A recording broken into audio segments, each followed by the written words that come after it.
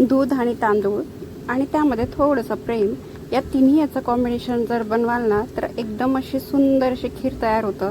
तर बघू शकता किती छान असं क्रीमी टेक्स्चर आलेलं आहे आणि किती छान मऊसी झालेली आहे. बनवायला एकदम सोपी आणि जेव्हा काही असं गोड खाण्याची इच्छा होते तर तुम्ही ही खीर 2 ते 3 दिवस आपल्या फ्रीजमध्ये बनवू शकता. त्यामध्ये वरून ड्रायफ्रूट्सचं स्वाद तर काही पाहायचेच काम नाही आहे. इतकं सुंदर अशी ही खीर बनते आणि अगदी पारंपरिकरित्या आपली हे खीर बनवून तयार होते. आणि कधी असताना असं काही सणवार नसतो किंवा काही नसतं तरीसुद्धा आपल्याला गोड खावशी असं इच्छा होते. तर नमस्कार मंडळी, आज आपल्या मनोकी रसोईमध्ये आपण बनवणार आहोत तांदळाची खीर, जे एकदम मऊ आणि सुंदर अशी सॉफ्ट बनणार आहे. तर क्रीमी बनणार आहे आणि आपण हे एकदम पारंपरिकरित्या बनवणार आहोत.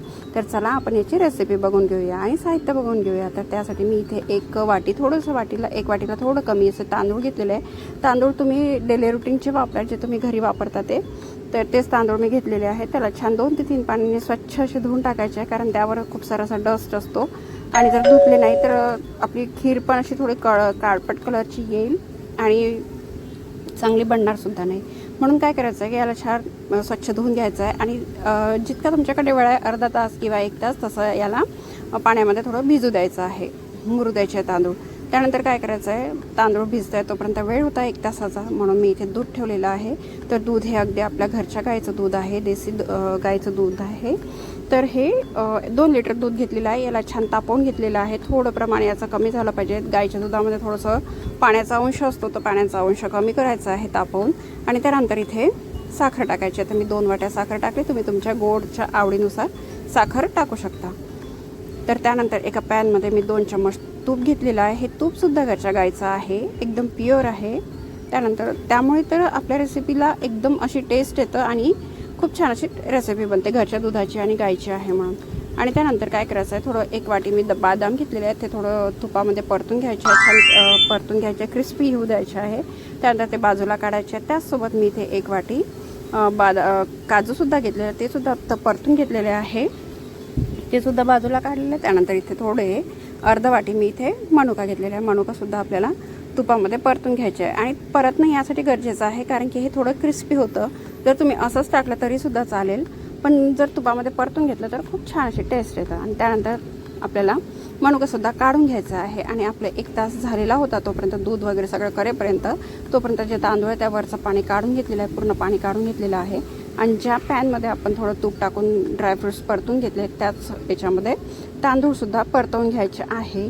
आणि याचे कुठपर्यंत परतावायचे हे जर विचारत असाल तर तुम्ही जोपर्यंत तुम्हाला छान असा सुगंध सुटत नाही तुपाचा तोपर्यंत परतावायचे आहे, किंवा कलर म्हणजे तांदळाचा कलरसुद्धा चेंज होतो तोपर्यंत आपल्याला परतावायचे. तर बघा, दूधसुद्धा आपलं इतकं छान असं तापून झालेलं आहे आणि त्यानंतर याचा रंगसुद्धा चेंज झालेला आहे, तांदळाचा थोडासा असा लालसर कलर आलेला आहे.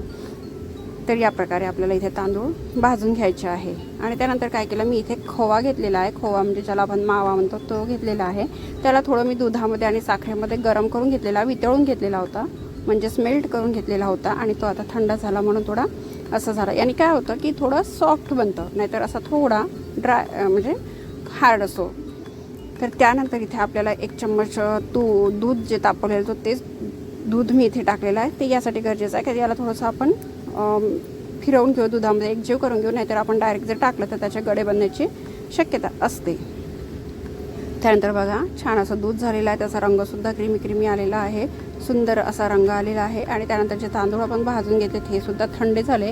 थंड झाल्यावर आपण याला मिक्सरमधून फिरवून घ्यायचं आहे. आणि मिक्सरमध्ये याची पेस्ट करायची नाही, तर असं रवाळ इतकं जसं असते तसं करायचं आहे. तर सुरुवातीला जेव्हा फिरवलं तर ते बारीक झालेलं नाही, कारण तांदूळ ड्राय झालेले होते, म्हणून मी थोडं दूध टाकून पुन्हा फिरवलं. तर बघा, या प्रकारे इथे आपल्याला रवाळसारखं बारीक करायचं आहे, एकदम पेस्ट करायची नाही. पेस्ट केलं तर खीरची मजा येणार नाही. ते थोडेसे तांदळाचे दाणे दिसायला पाहिजे इतकेपर्यंत बारीक करायचे.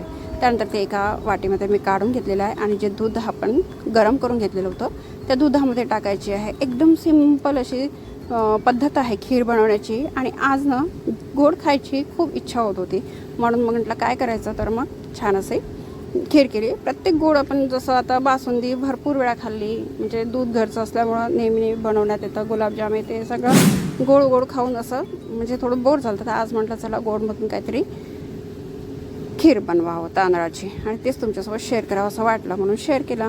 जर तुम्हाला व्हिडिओ आवडत असेल तर नक्कीच लाईक शेअर करा आणि चॅनलला नवीन असाल तर चॅनलला सबस्क्राईब करा आणि अशाच मस्त मस्त व्हिडिओसाठी तुम्ही बेल आयकॉन दाबायलासुद्धा विसरू नका.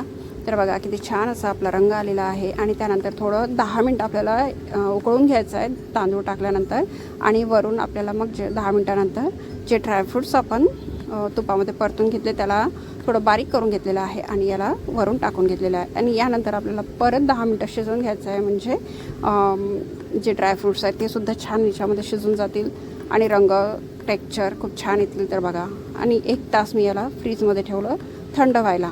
गरमसुद्धा खाऊ शकता पण थंड खायला आणखी मजा येतं. तर बघा किती छान असं टेक्स्चर आलेलं आहे, किती मऊ झालेली आहे आणि किती रवा रवा अशी दाणेदार अशी आपली खीर झालेली आहे. तर अशीच खीर बनवायला तुम्ही विसरू नका, नक्कीच बनवा. आणि तुम्हाला कशी वाटली ही रेसिपी तर मला कमेंट बॉक्समध्ये सांगा.